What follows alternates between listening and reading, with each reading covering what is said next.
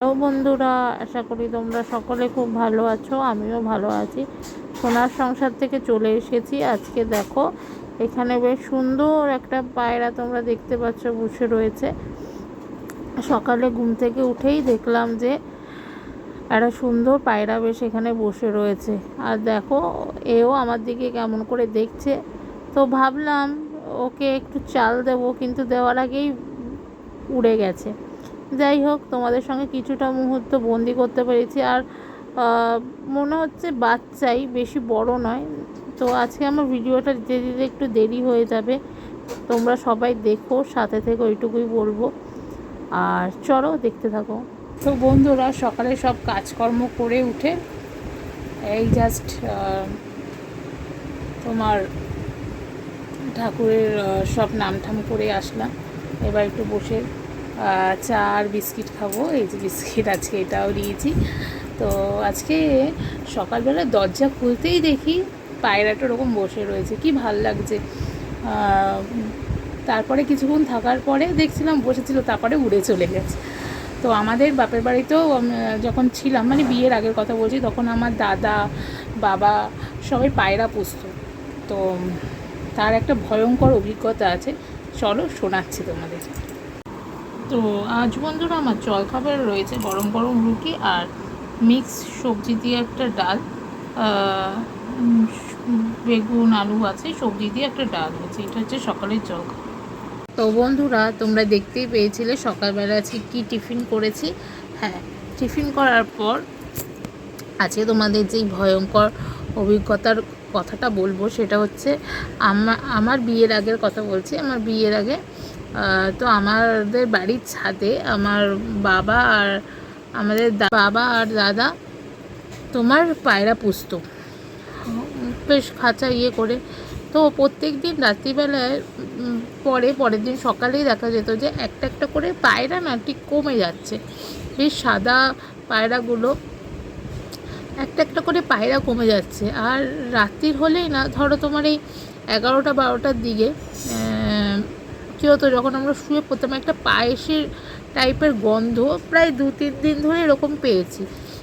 2-3 দিন ধরে তা যে যখন পায়রাগুলো সকালবেলা উঠলে কম কম লাগতো, সেই কদিন এরকম একটা 12টা, 12:30 বা ওই 11টার দিকে, তখন আমি বেশ বড় মাধ্যমিক দেওয়া হয়ে গেছে আমার। তো এরকম পায়েসের গন্ধ। আর মারা তো আগে যখন বাবা ছিল তখন মা আর বাবা নিচের ঘরে শুতো আর আমরা শুতাম ওপরে। এখন যেটা আমাদের আমরা ওপরে চলে এসেছি, এখন আর নিচে আমাদের কোনো ঘর নেই, ওপরেই থাকি এখন আমরা। তো আমি আর বোন শুনতাম ওপরে, আর উপরে তো ছাদের উপর চিলেকোঠা। তো ওখানে না এরকম 12টা, 12:30 বাজলেই তখন একটা পায়েসের মতন গন্ধ পেতাম।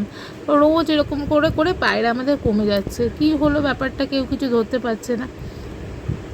একদিন দুপুরবেলা হয়েছে কি, তোমার তখন বাবারা খেয়ে দিয়ে খাওয়া হয়ে গেছে, প্রায় 3:30-র দিকে বাজে।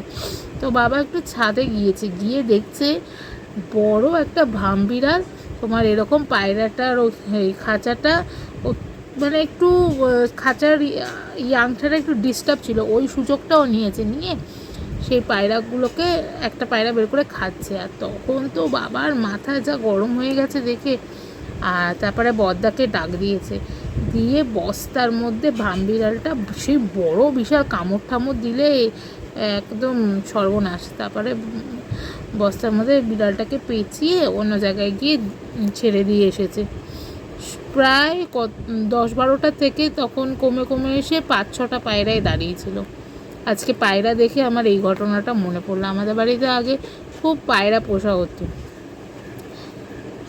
সকালবেলা উঠেই আমার যে বড়দা, সেও খুব পায়রা বলতো। সকালবেলা উঠেই সেই পায়রা আকাশের দিকে করা, আয় আয় করে ডাক দেওয়া। তো আজকে এই পায়রা দেখে সকালে আমার এই পায়রার কথা মনে হলো।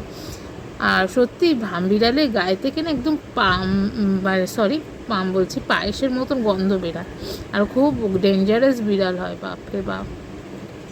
তো আজকে এইভাবেই তোমাদের ভিডিওটা যাবে, এটা তোমাদের সঙ্গে গল্প আড্ডা করি। তো তোমরা যদি কোনো আমার কাছে রোমাঞ্চকর বা কোনো রকম কোনো গল্প শুনতে চাও অবশ্যই বলো, আমি চেষ্টা করব এবার থেকে ছোট ছোট করে তোমাদের সঙ্গে গল্প শেয়ার করার। কিছু সত্যি কাহিনীও বলবো, আর কিছু কিছু রোমহর্ষকর কাহিনী বলবো, যেগুলো শুনলে তোমাদের আশা করি খুব ভয়ও ভালোও লাগবে, আবার ভয়ে গা কাটা দিয়ে উঠবে, তাই না? ভূত বলে কি সত্যি কিছু হয়, বা মানুষই কি ভূত, এরকম নিয়ে কিছু একটা গল্প তোমাদের বলবো, একদম নতুন ধরনের অভিজ্ঞতার, ভয়ঙ্কর। যদি শুনতে চাও অবশ্যই কমেন্ট করো, নিশ্চয়ই শোনাবো। আজকে এইটুকুই গল্প করলাম, আবার অবশ্যই দেখা হবে নেক্সট ভিডিওতে। ততক্ষণ যেমনভাবে এতদিন ভালোবাসা দিয়ে আসছো সোনার সংসারকে, অবশ্যই এইভাবেই ভালোবাসা দিতে থেকো। লাইক কমেন্ট শেয়ার করতে ভুলো না, সাবস্ক্রাইব করে দিও, সাথে থেকো, পাশে থেকো। চলো আজকের মতো টাটা, সবাই ভালো থেকো, সুস্থ থেকো, আর হ্যাঁ, নিজের অবশ্যই যত্ন নিও। ভালো থেকো সবাই।